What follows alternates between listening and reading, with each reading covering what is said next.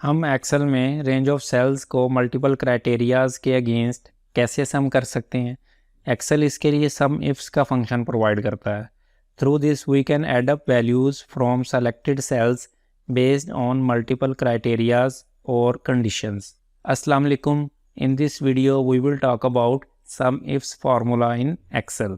यहाँ पे एक डाटा है, ये सेल्स पर्सन आ रहे हैं, ये एरिया आ रहा है, ये प्रोडक्ट्स आ रही हैं और ये सेल्स अमाउंट आ रही है।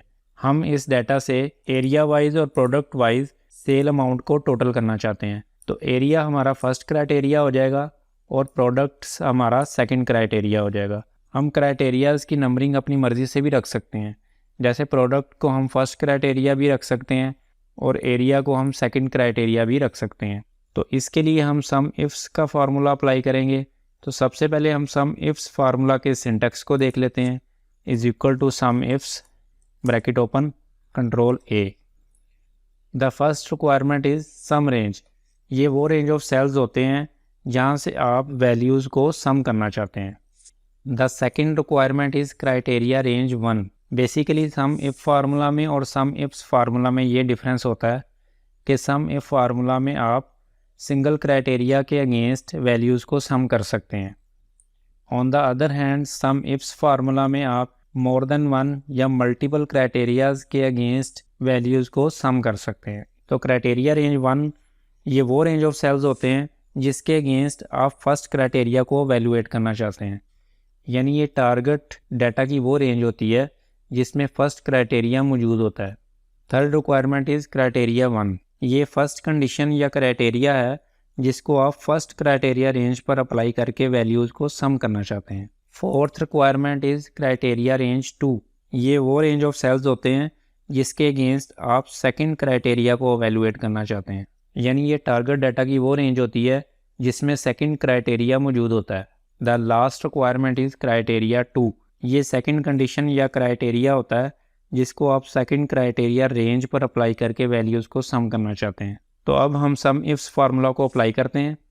Is equal to sum ifs bracket open. The first requirement is sum range.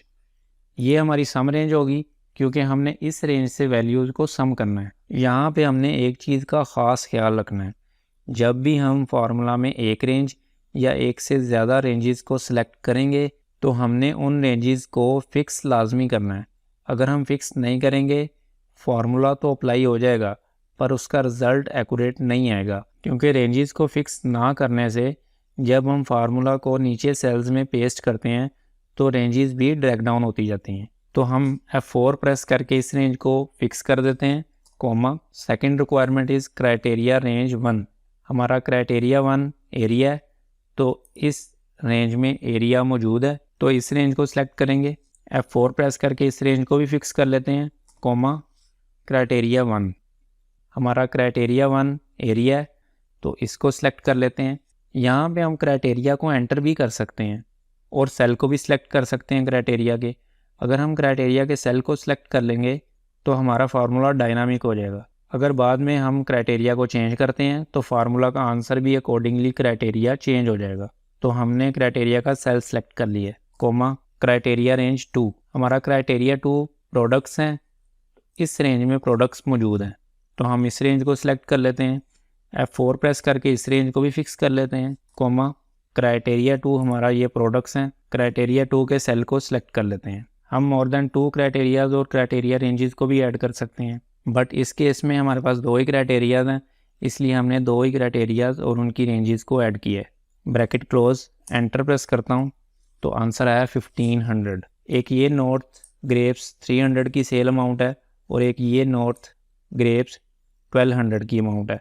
Total 1500 है, इसलिए इस फार्मूला का आंसर 1500 आया है। यानी नॉर्थ साइड में हमने ग्रेप्स की टोटल सेल 1500 की है। अब इस फार्मूला को मैं कॉपी करता हूँ और बाकी सेल्स में भी पेस्ट कर दूंगा तो एरिया वाइज और product wise total sale amount calculate हो जाएगी।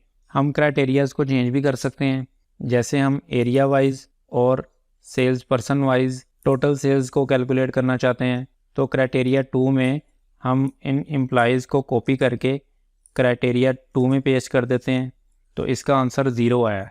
0 इसलिए आया क्योंकि हमने क्राइटेरिया 2 तो चेंज कर दी है पर उसकी रेंज जो हमने सेलेक्ट की थी वो चेंज नहीं की।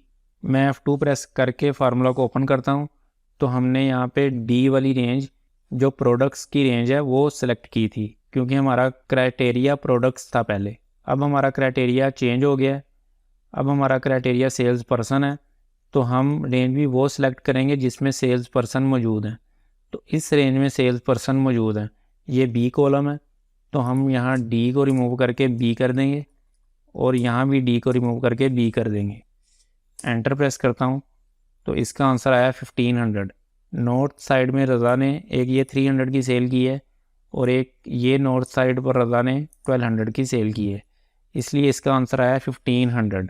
अब मैं इस फार्मूला को कॉपी करके बाकी सेल्स में भी पेस्ट कर देता हूँ, तो ये एरिया वाइज और sale person wise total sale amount calculate हो गई है।